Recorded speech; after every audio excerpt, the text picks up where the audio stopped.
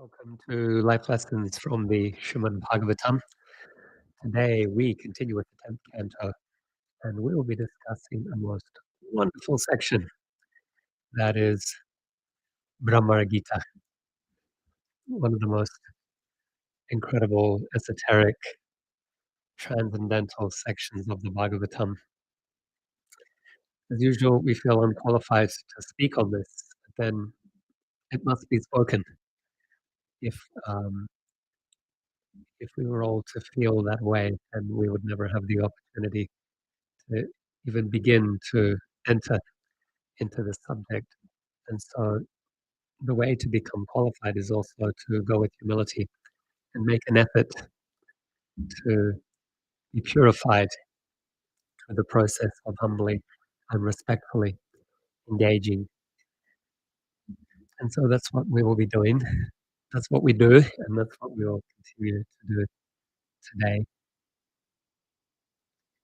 Brahmara is the Bumblebee, and Gita is song. So let me acknowledge Sri Gandharvika, my wife, is with us, joining us between here and Gopi, North Central Bronx Hospital. And Gandharvika says, Haribol, welcome, thank you for being here. Nikunja is with us from Auckland, New Zealand, along with Danika. Danika is Nikunja's daughter. So Nikunja says, let's see, we'll bring up Sri Gandharvika's comment. And now, yeah, and now Nikunja says, Hare Krishna Prabhu, Danika's here too. Hope you and the devotees are well and safe from heavy floods in New York. It's true, we did have some pretty heavy rainfall a couple of days ago. So it seems like it made international news, and you heard about it in Auckland, New Zealand. What a big but small world we live in, right? Kirtida is with us from Norway, sending gratitude and a flower offering. Gaurachandra's with us from New Zealand. Gaurachandra says, Hare Krishna Prabhuji, Dandavats. And there is a gratitude emoji there, sent by Gaurachandra as well. I'm grateful that you could all join because I did change the time.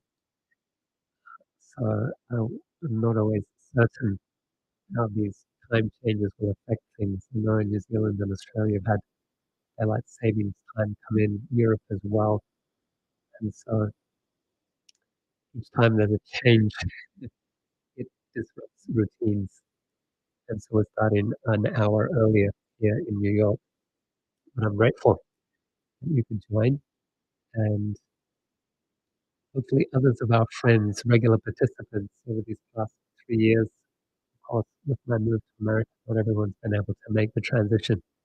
Our friends from South Africa, it's midnight for them, so this hasn't really worked out for them. They're catching the recordings that go up onto Facebook and onto YouTube as well, live streaming to both platforms. And then others have been able to make the transition, for which we are most grateful. Okay, well, let's begin then. Welcome to Life Lessons from the Srimad Bhagavatam, where each week, twice a week, we discuss a section from the Bhagavatam and consider lessons that we can apply in life. Today's topic is Brahmara Gita, the song of the Bumblebee. It's based on Srimad Bhagavatam, Canto 10, Chapter 47, verses 1 through to 21. Hopefully my wife won't mind me telling this story. Yesterday, I gave class at the Bhakti Center, and I arrived in the temple room a little late as someone had kept me outside the entrance talking, and I wasn't able to excuse myself. And so I was a little late. And then as I entered, my wife, Sri Gandharvika, said chidingly, so playfully with a smile, she said, "You're late." And then the devotee who organized the program said to my wife, "Only you could say that." Or only you can say that. And why? Because of the intimacy of the relationship. Intimacy has many layers and there's complexity. And so it's, not one dimensional or two dimensional. It's a relationship like that is multi-dimensional. And this gives us a hint of the completeness and complexity of spiritual relationships. Love for Krishna is not one-dimensional, dasya ras, servitorship, or awe and veneration for the majesty of God. It is complex.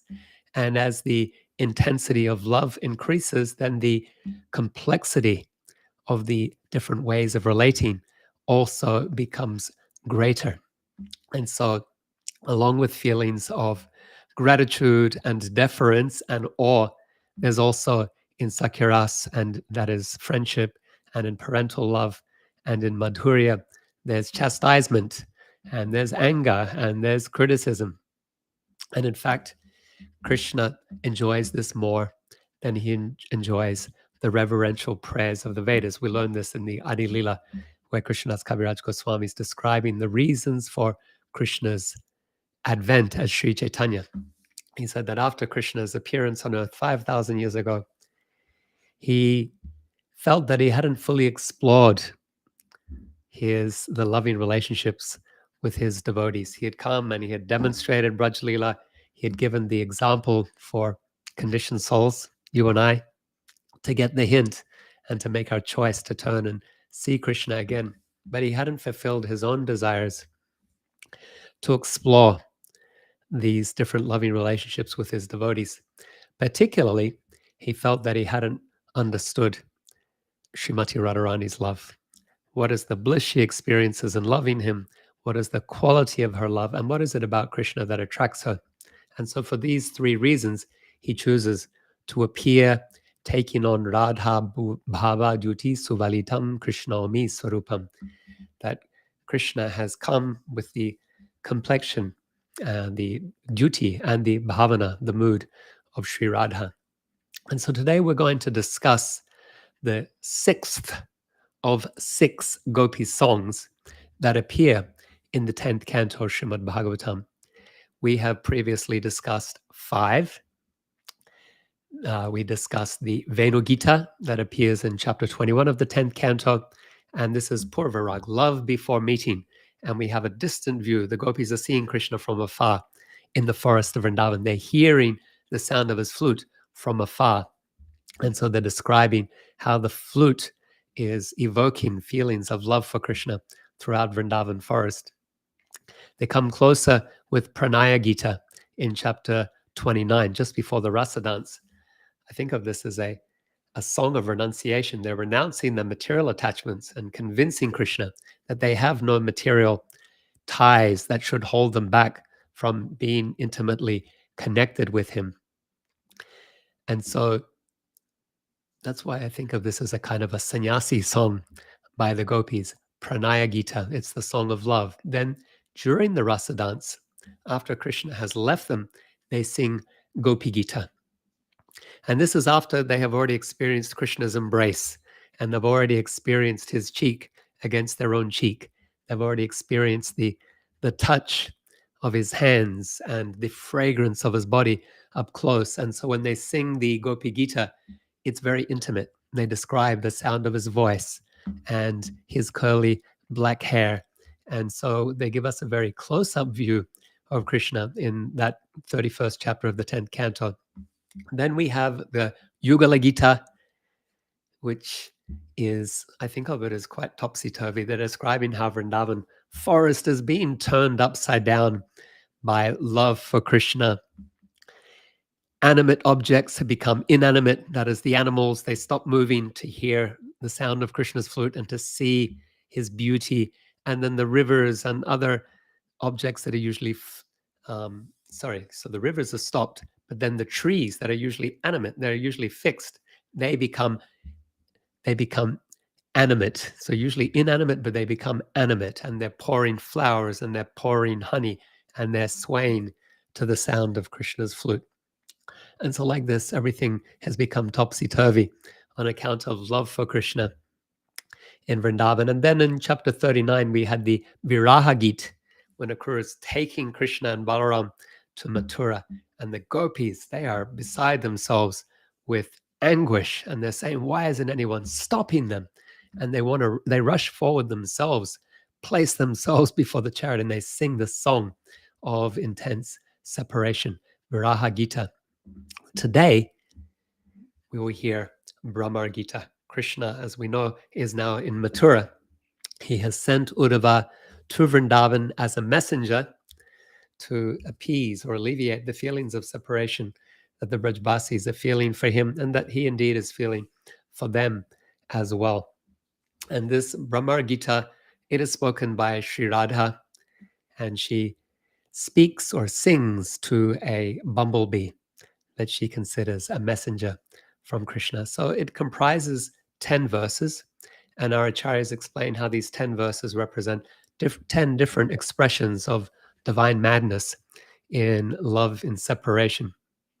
So we'll discuss the verses that lead up, that provide the context for these verses, and then we'll discuss the verses themselves, again, as an overview within the time that we have available to us. So once again, we're discussing Srimad Bhagavatam, Canto 10, Chapter 47, verses 1 through to 21.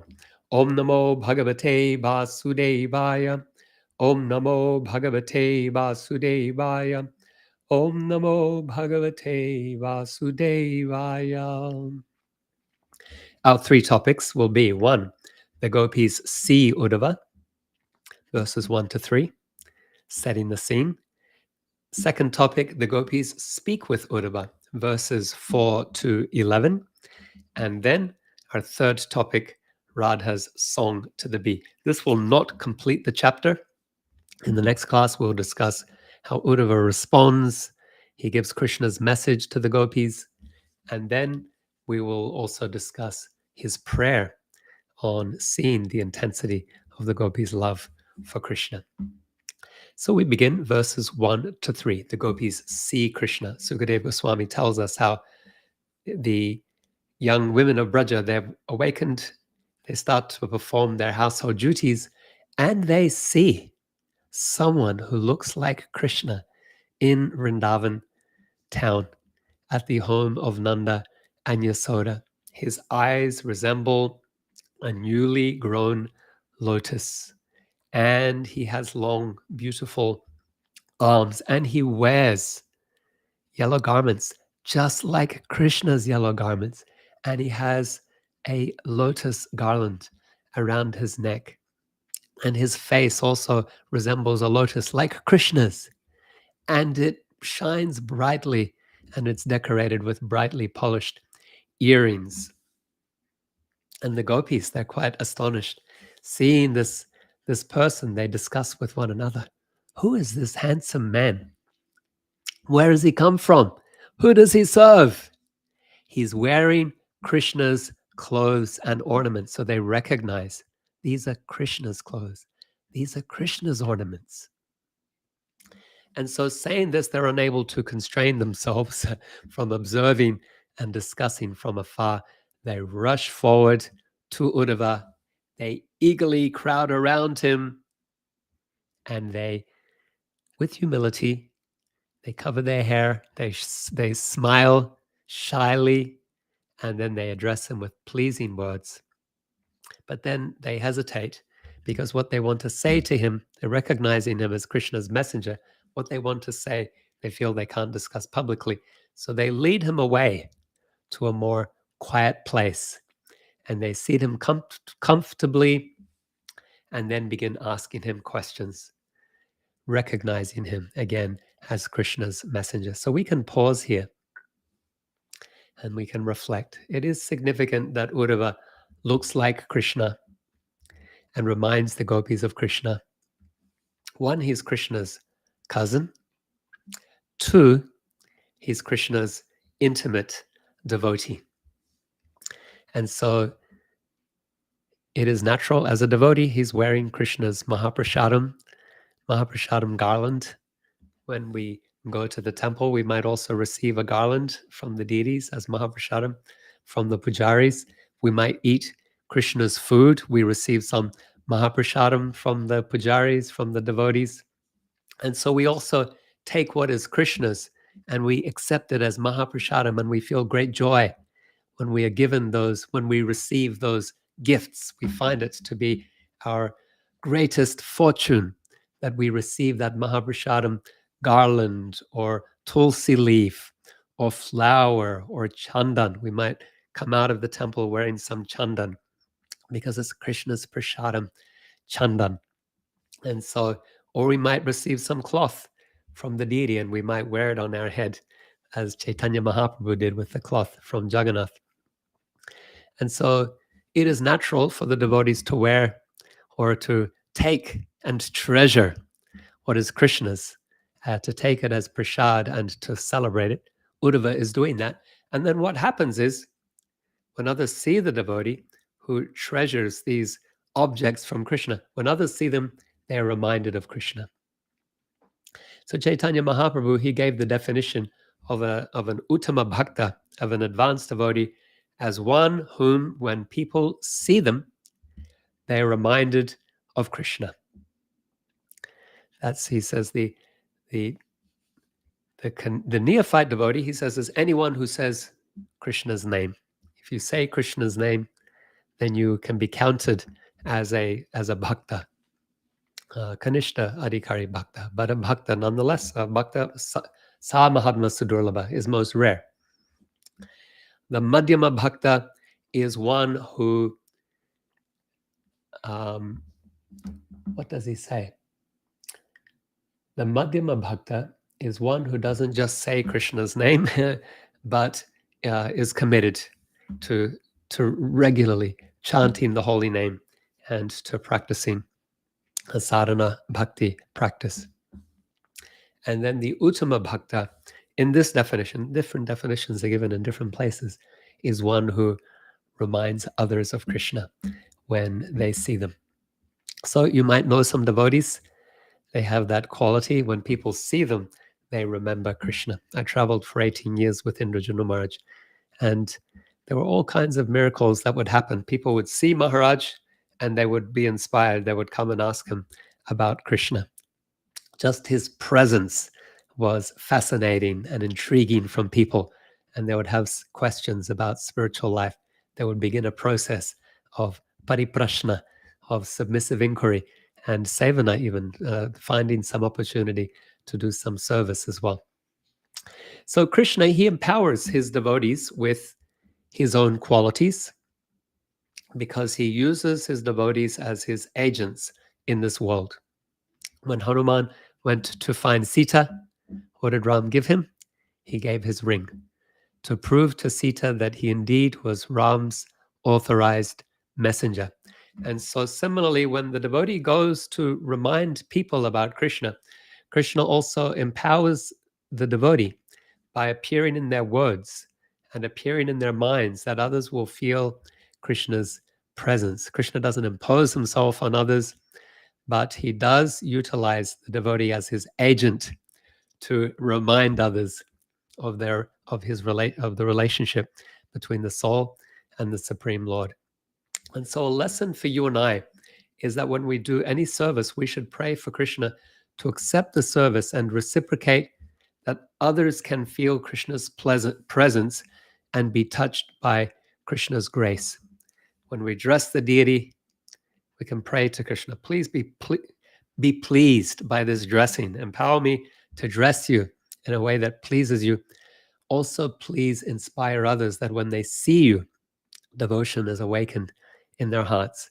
When we speak, when we sing kirtan, when we cook, when we clean, any service we perform, we can meditate in that way, that Krishna empowers us to do that service so that he is pleased, also so that others are reminded of their relationship with Krishna and they can become inspired to engage in devotional service. That's what Prabhupada did on the Jaladuta. Krishna, please appear in my words. He's praying. I'm going to speak the Bhagavatam. I'm going to speak Bhagavad Gita. I'm going to sing the holy name. And I need you to also help by being present in my words and engaging me as your representative, as your instrument. Let's go to our second topic then. From Uddhava, the perfect messenger, now we hear what the gopis will say to him. And they say, we know you are Krishna's personal servant. Krishna, who is now the chief of the Yadus. We also know that you have come here on Krishna's request because he wants to give pleasure to his parents. And then they say, we see nothing else that he might consider worth remembering in these cow pastures than his parents. The bond of affection for our family members is difficult to break, even for a great sage. Friendship for others, however, who are not family, generally it's motivated by some kind of interest. We enter into a friendship or some kind of alliance because of some need that we have. And then once that need is fulfilled, then we drop off that alliance. We let it go. We let that friendship go. And so that's the way, generally, particularly between men who show interest in women, or bees showing interest in a flower. Or then they say prostitutes, they will abandon a man who has no money. The subjects, they will abandon a king who is not able to rule, who is not competent. Students will leave their teacher once they've completed their education. Priests will leave a person who has already paid their dakshina, given their dakshina after a sacrifice has been completed. Birds will abandon a tree once the fruits are no longer there. Guests will abandon a house once they have had their meal. Animals abandon a forest that is burnt down, and a man abandons a woman once he has enjoyed, even though she remains attached to him. So you can hear there are these veiled criticisms in the words of these gopis. Sukadeva Goswami says, these gopis whose words, bodies, and minds were fully devoted to Lord Govinda, they have now put aside all of their work and they are just ready to be there, to be present to Uddhava as they pose these questions to him. And they're remembering Krishna's activities that he's performed in his childhood and his youth, and they sing about Krishna and his pastimes and his glories. Sukadeva Goswami says, and they cried without shame.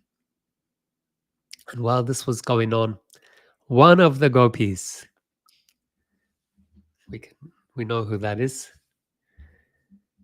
Anayaradita Nunam, Bhagavan Harir Ishvara. It is the special gopi, the one who pleases Krishna the most, Srimati Radharani. While meditating on her previous association with Krishna, she saw a bumblebee. And she imagined this bee to be a messenger from Krishna. And so she began speaking to that bee. And that's the Brahmara Gita. So we'll discuss that next. But we can pause just to reflect.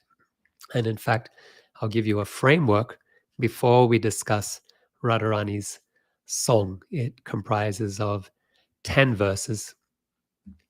And so, but we see from the gopis' words here that they are expressing some hurt towards Krishna. Krishna said he would come back, but he hasn't. He was supposed to be gone just a few days. Now it's already been a few weeks, and there's no sign that he'll return. And so they're feeling sadness in his separation. And that's also giving rise to some anger and some criticism as well. The special gopi, Sri Radha, she sees the bee buzzing by her feet. Why would the bee be buzzing by her feet? Bees are interested in flowers. They're interested in very fragrant flowers. And Srimati Radharani's feet, they're described as lotus feet. The fragrance of Srimati Radharani's body is intoxicating. And so this bee is buzzing around Radharani's feet. He's greedy for that fragrance. But Srimati Radharani takes it that this bee is a messenger from Krishna. Our acharyas, they also suggest that possibly even there is no bee. She's using the pretext of a bee as an opportunity to speak to Uddhava, to reveal her heart to Uddhava. So either way, whether there's a bee or not, She speaks to that bee as a messenger from Krishna, and she speaks 10 verses. And our acharyas analyze these 10 verses as 10 divisions of divine madness, divyanmada, madness in conjugal love. And it's expressed as 10 types of chitra jalpa, colorful speech or artistic speech. So I'm going to read the 10 verses to you verbatim, but to give you a frame of reference, I'll give you the definitions for the 10 types of chitra jalpa or divine madness that are represented in these verses. Of course, you won't remember all 10. That's for your own study. But today, for you to just understand that they are there. There are 10 verses, and they're analyzed as 10 types of chitra jalpa, or speech, colorful speech in madness of love of God. And so just knowing that it's there will give you the hint that you can meditate upon, you can follow up, you can further read and research yourself, or you can pray to understand in time, because none of us fully understand this. Srimati Radharani alone fully understands these things. The Mahabhav, these are expressions of the highest ecstasy of love of Godhead. And so, but these hints are given to us. So the first then is prajalpa. Many of us are familiar with the word prajalpa. We take it as, commonly it's described as village talk, speaking nonsense or gossip. You might be told, don't speak prajalpa. We used to talk like we would receive admonishments like that in Gurukula, not to speak prajalpa. But here we see. So prajalpa is defined as speech that denigrates the tactlessness of Krishna with expressions of disrespect, spoken in a mood of envy, jealousy, and pride.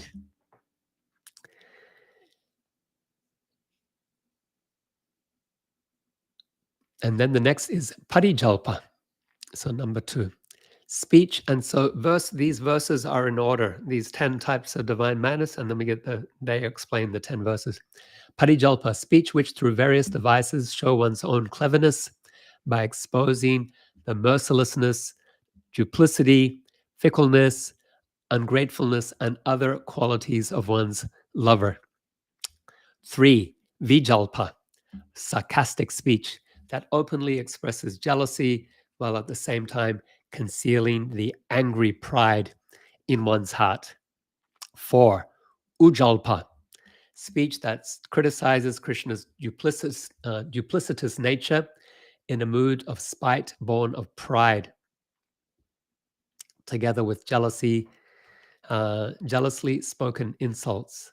Then 5, sanjalpa, speech which decries with deep irony and insulting gestures the beloved's ungratefulness. This is getting quite heavy, right? Then ayajalpa, number 6, speech that, impelled by jealousy and fear, declares that Krishna is unworthy of one's attachment because of his harshness, lustiness, and dishonesty. 7, abhijalpa, speech that indirectly states with remorse that Krishna is fit to be given up because he is so cruel that he tortures even the innocent birds, the gopis, more than likely. Ajalpa would be non-speech, but here, ajalpa, speech spoken in disgust, describing how Krishna is deceitful and brings one misery, and that one should stop talking. So that would be ajalpa. We should stop. We're not going to talk about him anymore. We're going to speak about something more pleasant instead. And then you'll see that Radharani doesn't. There's another 2 verses after she goes to ajalpa, saying that she's not going to speak about Krishna anymore. Number 9 is pratijalpa, humble statements expressing respect for the messenger, but with refusal to meet Krishna because of his relationships with other women. And then 10 is sujalpa, when out of honest sincerity Lama inquires about Krishna with gravity, humility, unsteadiness, and intense eagerness. So you can see it comes around at the end.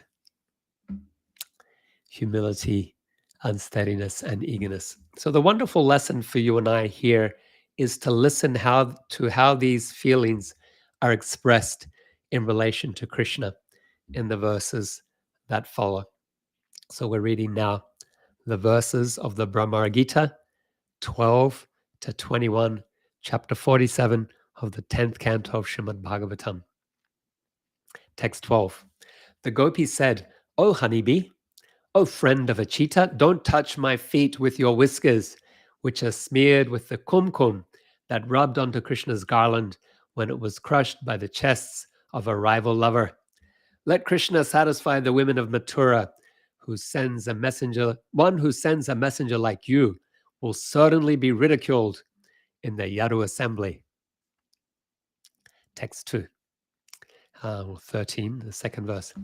After making us drink the enchanting nectar of his lips only once, Krishna suddenly abandoned us, just as you might quickly abandon some flowers. How then is it that goddess Padma, Lakshmi, willingly serves his lotus feet? Alas, the answer must certainly be that her mind has been stolen away by his deceitful words. 14. O bee, why do you sing here so much about the Lord of the Yadus in front of us homeless people? These topics are old news to us. Better you sing about that friend of Arjuna in front of his new girlfriends, that burning desire whose breasts he has now relieved. Those ladies will surely give you charity, the charity you are begging. Text 15. In heaven, on earth, or in the subterranean sphere, what women are unavailable to him? He simply arches his eyebrows and smiles with deceptive charm, and they all become his. The supreme goddess of fortune herself worships the dust of his feet. So, what is our position in comparison?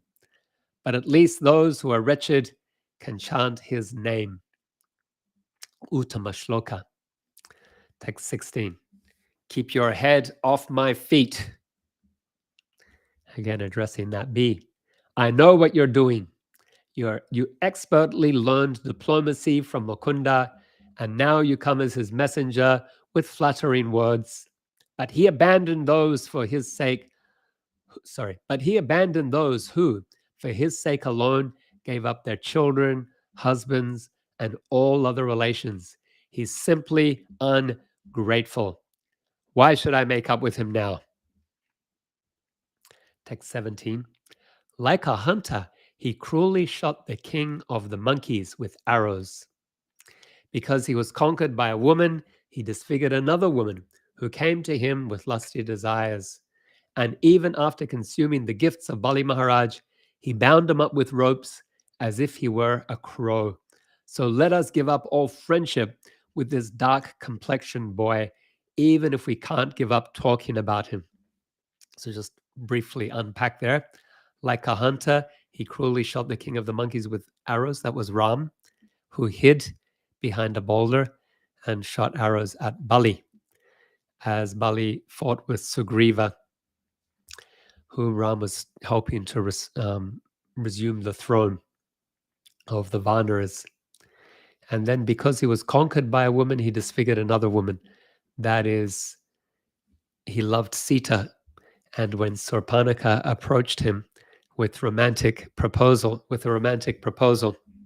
Ram said, "No, I'm already married." And then Surpanaka said, "Okay, it's because of this little insect Sita that you're not accepting me. Therefore, I'll devour Sita. I'll kill Sita, and then that obstacle will be out of the way, and then you can accept me." And so she attacked Sita, and so Ram had her.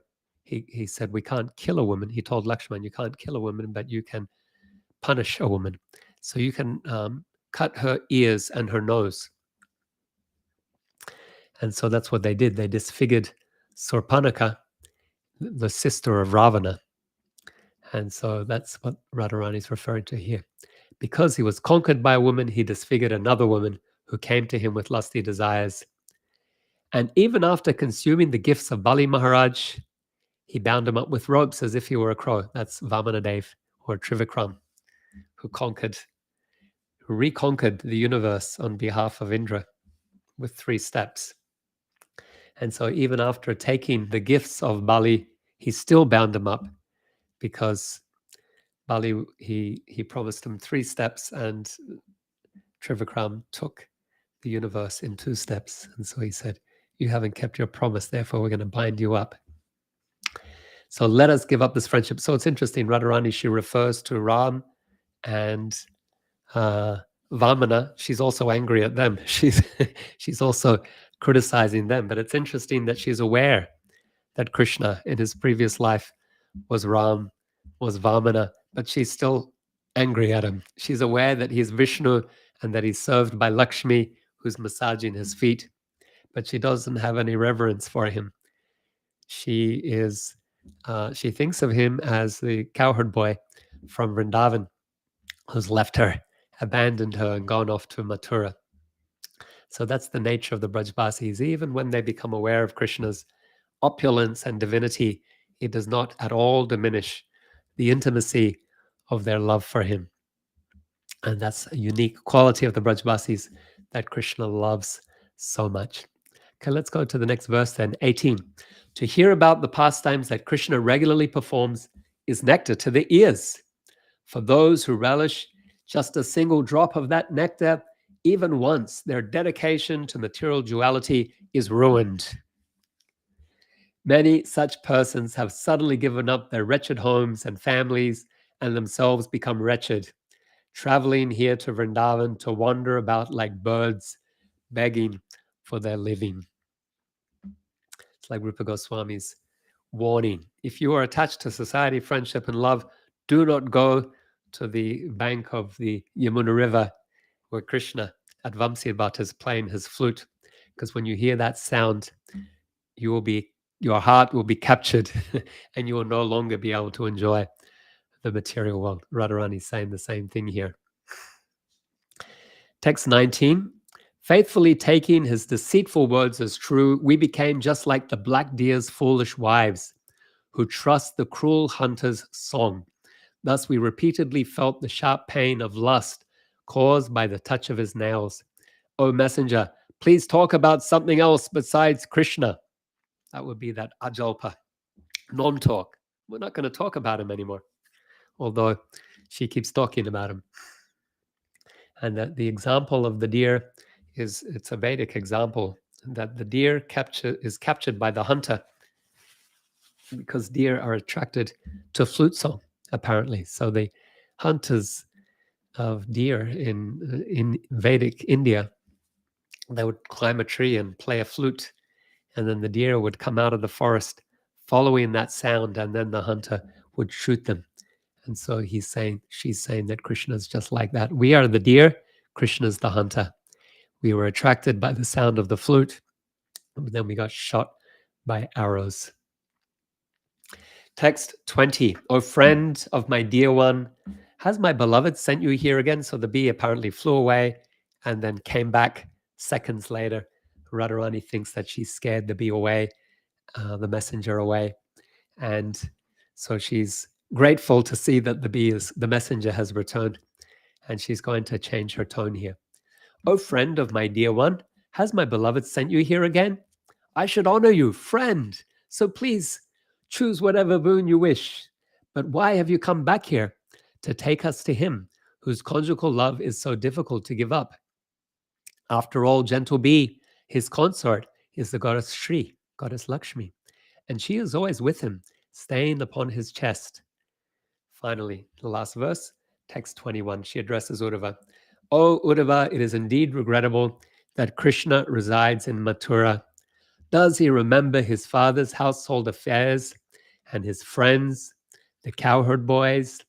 O great soul, does he ever talk about us, his maidservants? When will he lay on our heads his aguru-scented hand? Completely turned around, So this final verse, it is the example of that humility and deference. And so she refers to Krishna's aguru scented hand. Krishna, he wears a fragrance called aguru. Otherwise, we're familiar with sandalwood. Aguru is oud. It's a different type of agarbatti. Yeah, we call incense as agarbatti. That is the aguru stick. So in ancient times, they would burn the aguru stick, the wood, and it would smell very fragrant. It's very expensive, so not really possible. So we take some bamboo wood dipped in some nice herbs and other other things, some fragrant substance that we cover the stick with, and we call it as agarbatti. But the agar wood, it is very, very fragrant, and Krishna's body smells of aguru, one of the fragrances of his body, along with blue lotus and camphor and aguru. And so he wears that fragrance. And so she's saying, when will he lay on our heads his aguru scented hand? I'm very familiar with this fragrance because Indrajuna Maharaj sometimes receives gifts of aguru that he uses for his deity worship. So, yeah, very, very wonderful, intoxicating fragrance. And Radharani wants to smell that fragrance of his hand again that is scented with aguru. So we can, again, we could, in principle, analyze all of these verses using the 10 topics that our acharyas have given. We obviously don't have time for that, but we can speak about two of them. So with the first, the example was Prajalpa. Radha began, "O be friend of a wicked cheetah. Kitaya Bandhu." Kitaya means cheetah, Bandhu, friend of a cheetah. Why is he a cheetah? Our acharyas tell us. Because previously in the Rasa dance in chapter 32 of the Bhagavatam, he had said, for my sake, Madartho Jihita, you have given up everything and come here filled with loving attraction. Yet I left you. I gave you up. Please forgive me for this injustice. Verse 21 in the 32nd chapter of the 10th canto. Krishna also said, you have surrendered yourselves to me with the highest attraction, and it is impossible for me to repay you. Na pariyeham. Verse 22. And while sitting on Akura's chariot, Krishna sent a message to the gopis in which he said, I will quickly come back from Mathura. Verse 35 of chapter 39. Here, Radharani is suggesting that these statements appear to have proven false. And so she calls Krishna a cheetah. And she tells the bee, oh, friend of a cheetah, you are playing the role of a messenger. Don't touch my feet. And so this is the example of prajalpa, when speech denigrates the tactlessness of Krishna with an expression of disrespect, spoken in a mood of jealousy and pride. So that was one of the 10, right? And then the final verse, verse 21, Radharani said, is the noble son of Maharaj Nanda now in Mathura? Just as Krishna left Vraja, will he also leave Mathura? Radharani, she didn't ask if Krishna was happy in Mathura, but she simply asked if he was there. And she's reflecting. She asks about him as the son of Nanda. Nanda is a respectable gentleman. And so she wonders, why would the son of a respectable gentleman stay in Mathura after he said he would return? And so she thinks it must be something else. After everything that she's said, at this stage, she has come around and she's considering that he hasn't even come back for his father. The son of Nanda hasn't even come back to Vrindavan, let alone for us. He hasn't even come back for his father. And his father's whole life is dedicated to him. Then she thinks, Nanda's very innocent. He's very kind hearted. And it seems that he's been tricked by the Yadus. He was tricked by the Yadus to bring Krishna to Mathura. And Krishna himself mustn't be enjoying this. He must be thinking, alas, since even my father couldn't bring me back to Braja, what can I do to return there? And so she's thinking Krishna must be eager to come back. But he's not able to. He's stuck there, captured by the Yarus, kept there by the Yarus. So instead, he sent this messenger, Uddhava, or the bee. And so she concludes by asking, when will he lay on our heads his aguru scented hand? And our acharyas say this is an example of sujalpa. When out of honest sincerity, a lover inquires about Krishna with gravity, humility, and intense eagerness. The lesson for you and I, a lesson that we can take, not the lesson, but a lesson we can take, is that every feeling has its positive expression in relation to Krishna. And so we can think of our own emotions. Some of them will be pleasant, some of them will be unpleasant. Sometimes we will find ourselves speaking prajalpa. If we are to speak prajalpa, let it be one day in relation to Krishna, not prematurely. If we're going to criticize or express anger, let it be one day that we express feelings of intense love and affection for Krishna. Those words come out in a way that may carry some pride or anger in relation to Krishna's pleasure. And those words, they're more pleasing to Krishna even than the chanting of the Vedas. Again, we can't imitate this.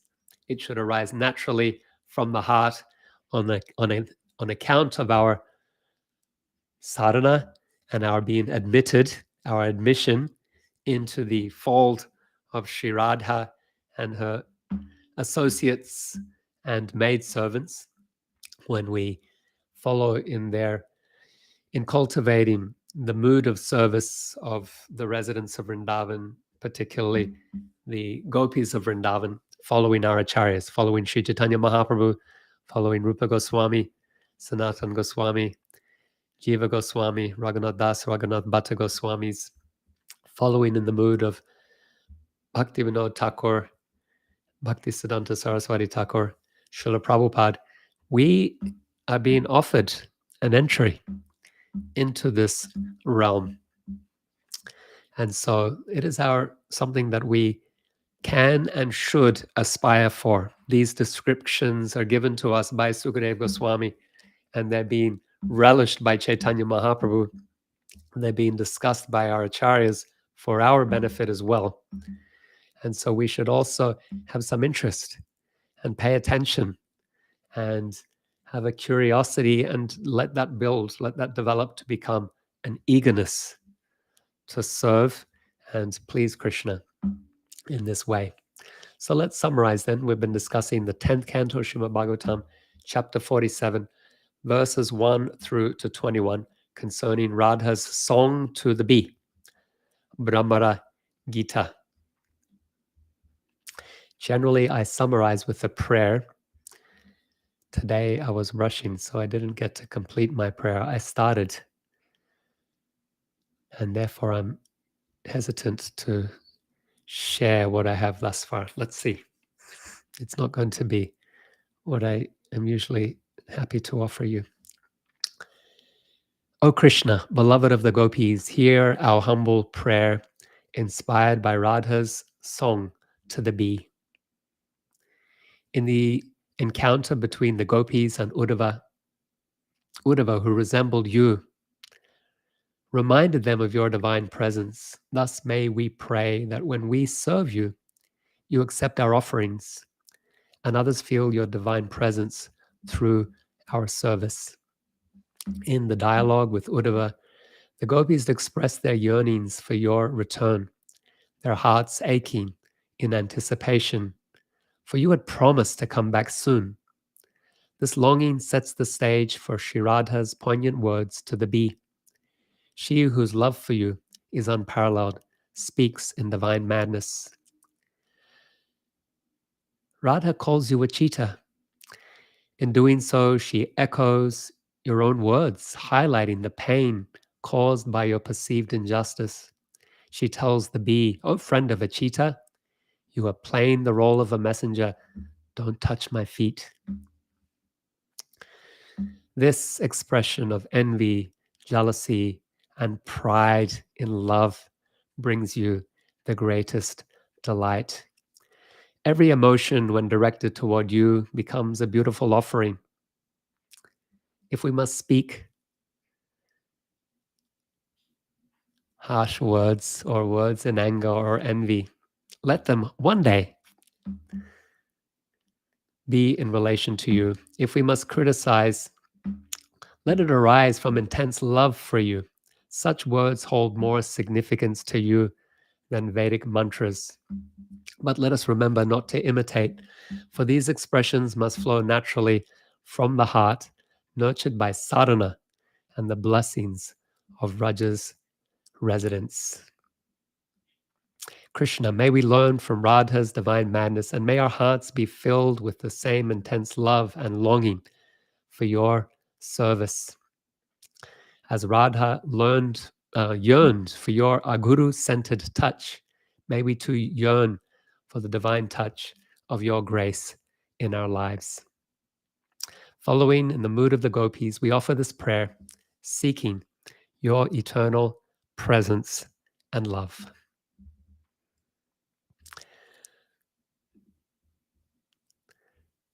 So let me honor some of you who arrived and left a little comment just as I was starting to speak by acknowledging your presence. And in the meantime, if you have any questions or reflections or comments, please do share those in the chat so that we can continue to churn and relish this nectar here from the 47th chapter of the Srimad Bhagavatam. So let's see. Janava Mata is with us from Dunedin. Excuse me, in the South Island of New Zealand. Whoops, that's Gaurachandra. Here's Janava Mata. Janava Mata says, Gaur Bhaktavinda Ki Jai, all glories to the devotees of Sri Chaitanya Mahaprabhu. We have Gorni Das joining us from Ukraine, reminding us to keep the devotees in Ukraine in our prayers and hearts as they encounter all kinds of hardness and difficulty and struggle in that country. So please do keep those devotees in your prayers. Gorni Ji, thank you for joining us. Thank you for your presence. Each time you come, you remind us to say a prayer for the devotees there in Ukraine. So we are grateful for your presence. Yvette is with us from Sydney, Australia. Yvette says, Haribol. Welcome, Yvette. So grateful to have you with us. Thank you for being here. Seva Devi is with us from Sydney, Australia.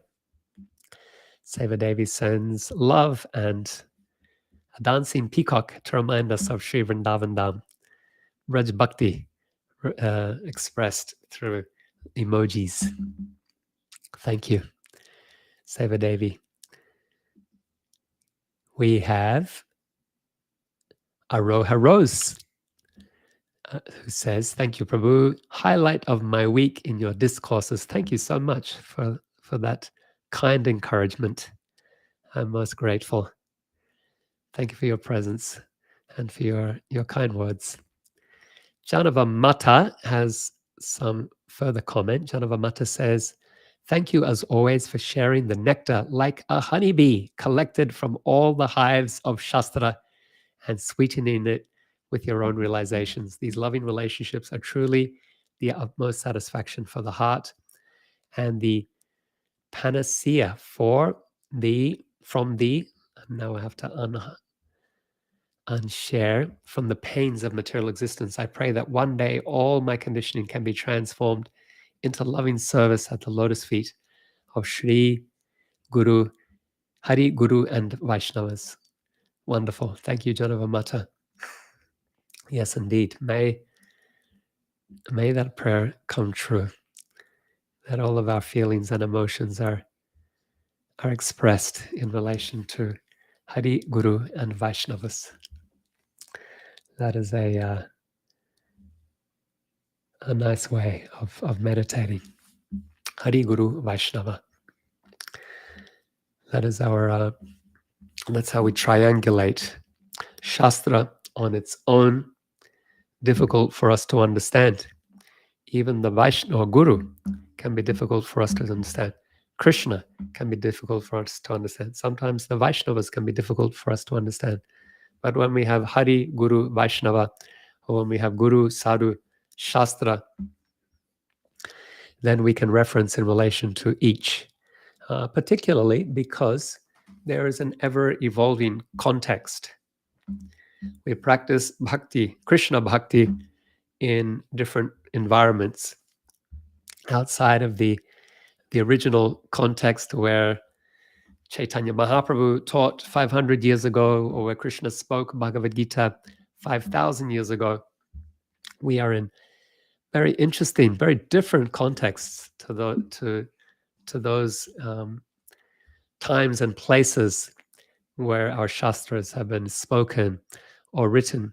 And so we also need the guidance of Guru and Vaishnavas and Hari. Krishna is also inspiring within the heart how to understand and how to apply our teachings in our time, in our place. So, Kala, Desha, Patra, time, place, and circumstances. We take the pristine teaching, the unchanged teaching, but then we also have to understand how to apply it in a changing time, a changing place, a changing circumstance. And that takes maturity. And so therefore we understand each in relation to the other. We understand Shastra and Hari and Guru and Vaishnavas in relationship with each other. We rely on the community of Vaishnavas to confirm the realization that Krishna might be giving us in our heart. We rely on Guru to confirm or to reveal or to explain. And so, very important. And so, yes, let our emotions be in relation to Hari, Guru, and Vaishnavas. We are so much dependent on them. Nikunja has a comment here. Nikunja says, Danika said in Gurudev's classes, Gurudev mentioned mixing a guru oil, musk oil, and some other oils and offers it to the deities, and then it smells. The smell is a hint of Krishna's fragrance. Yeah, very good. Nice meditation. So Danika is a Gurukul girl in Auckland, New Zealand, and she likes to listen to hear Shastra. She listens to Nrujuna Maharaj's classes. And then when she can, when the class isn't too late, as they used to be, or when it's not during school time, then she also joins our classes. And so she's offering a nice comment here, how Indrajuna Maharaj just mentioned in one of his classes that he mixes a guru oil with musk oil and some other oils and offers it to the deities. And there's a hint there of Krishna's fragrance based on the descriptions that are given in Shastra. Very nice. Yeah. Danika, I can say that when I served him, he hadn't come to that realization yet. And so it was pure musk or pure aguru or other oils. But that mixing project I hadn't seen or heard of before. So that's very nice. I'll be spending Kartik with him. And so I will also look forward to asking him to give me some prasad of the mixed aguru, musk, and other oils that give a hint of Krishna, the fragrance of Krishna's body. Thank you for that. Let's see. Janava Mata is continuing a further comment here. So, continuing with my question from the last class, is it necessary for everyone to strive for Braja Bhakti, or is it okay to just accept that some may not be ready or just deeply steeped in their established relationship with whomever? Otherwise, and this is where I can't share anymore. Otherwise, the limitations of the display. Otherwise, there is a danger that they or we may feel deflated and depressed about our inability to rise to the stage of Braj Bhakti. Hope that makes sense.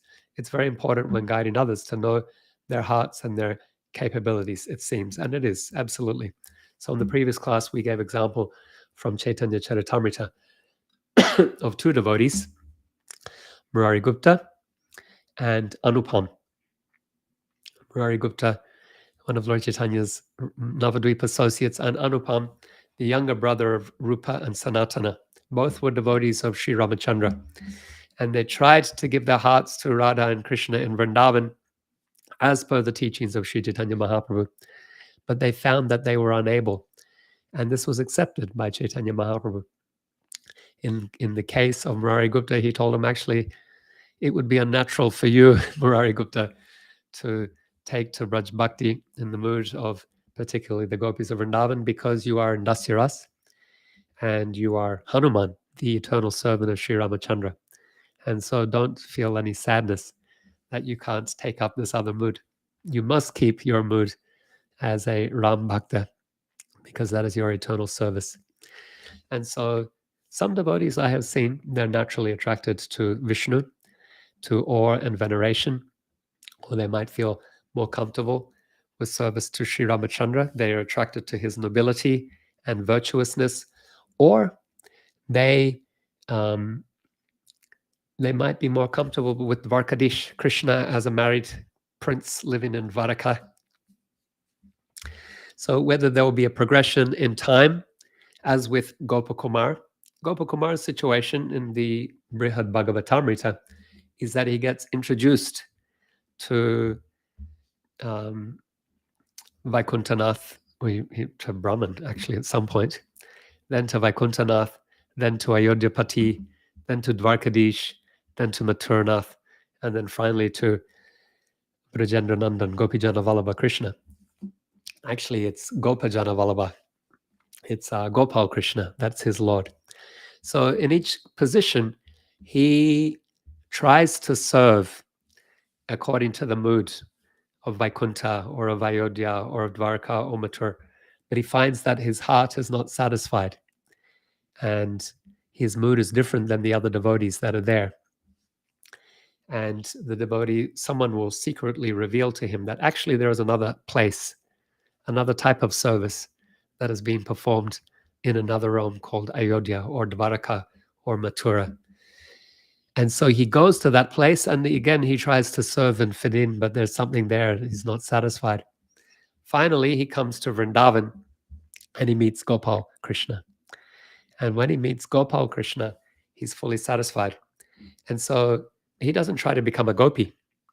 It's Gopal Krishna whom he has an eternal relationship with. He's in the mood of a cowherd boy. He doesn't quite know it, but he has a Gopal mantra. So he's doing a sadhana for Gopal Krishna. His Sadguru, long before, had given him a Gopal mantra. And so he was, all through this time, he's chanting his Gopal mantra, and it leads him to higher and higher realms as he becomes more and more purified. He's led to Vaikuntha, then he's led to Ayodhya, then he's allowed entry into Dwaraka and then Mathura. And finally, he comes to Vrindavan, where he sees Gopal Krishna coming from the forest in the evening. There's a dust cloud that has been raised by the cow's hooves. He hears the sounds of bugles and flutes, and he sees Krishna with his beautiful bluish complexion and darkish hair, but there are specks of dust as well has been raised by the hooves of the cows. And when he sees that Krishna, Gopal Krishna, he rushes to embrace him. And Krishna, Gopal, also embraces. He returns that embrace and he says, I've been waiting for so long for your return. Finally, you have come. And they both fall unconscious in that loving embrace. And so the heart knows there will be a dissatisfaction until we arrive at that place where we're meant to be. Having said that, we have Lord Chaitanya's invitation. And so we want to take up that invitation. Radharani herself is inviting us. And so if we want to take that up and cultivate that, we can also receive that mercy, even if there might be, that's a possibility. If Chaitanya Mahaprabhu has given the invitation and we take it up and we perform that sadhana under his guidance and the guidance of his disciples and his line of service, then it is possible for us, even though we may not be qualified or be otherwise allowed into that association, into that line, we can by grace. So thank you for the question, Janavamata. A final comment or question here from Nikunja. Please share the prasad with us too in Vrindavan. We're looking forward to seeing you. Okay, so Nikunja and Danika will be there. If I get the prasad, I'll certainly share it with you. My door is ringing. I'm going to get the door, but in the meantime, we'll conclude here. I wish you all well. I wish you...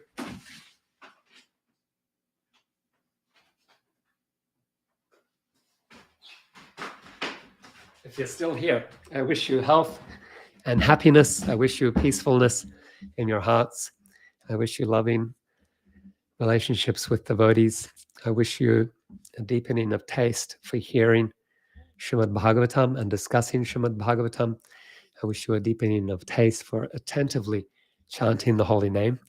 I wish you a deepening of appreciation for serving Krishna in his form as Sri Vigraha. So kindly he appears with us and accepts our service. I wish you a deepening of appreciation for the Dham, the place where Krishna resides, the temple, or the Dhams that are there manifest in Vraja and Mayapur. I wish you a deepening of appreciation for Vaishnavas and for your finding every opportunity to serve and to love and to please Vaishnavas. Grantaraj Srimad Bhagavatam ki jai, Srila Prabhupada ki jai, Samaveta Bhakta Vrinda ki jai, Nitai Gaura Premanandi, Hari Hari Val.